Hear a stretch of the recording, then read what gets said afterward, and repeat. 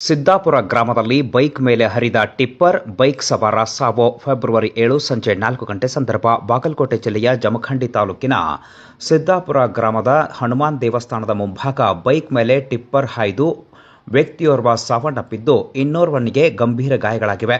ಇನ್ನು ಘಟನೆ ಜರುಗ್ತಾ ಇದ್ದಂತೆ ಟಿಪ್ಪರ್ ಸಹಿತ ಚಾಲಕ ಪರಾರಿಯಾಗಿದ್ದು, ಪೊಲೀಸರು ಟಿಪ್ಪರ್ಗಾಗಿ ಶೋಧ ಕಾರ್ಯವನ್ನು ಆರಂಭಿಸಿದ್ದಾರೆ. ಮೃತಪಟ್ಟ ಬೈಕ್ ಸವಾರನನ್ನ 30 ವರ್ಷದ ಭೀಮಪ್ಪ ಮಹಾದೇವ್ ಉಪ್ಪಾರ್ ಎಂದು ಗುರುತಿಸಲಾಗಿದೆ. ಹಿಂಬದಿಯ ಸವಾರನನ್ನ 20 ವರ್ಷದ ಕಾರ್ತಿಕ್ ಕಾಂಬಳೆ ಎಂದು ಗುರುತಿಸಲಾಗಿದೆ.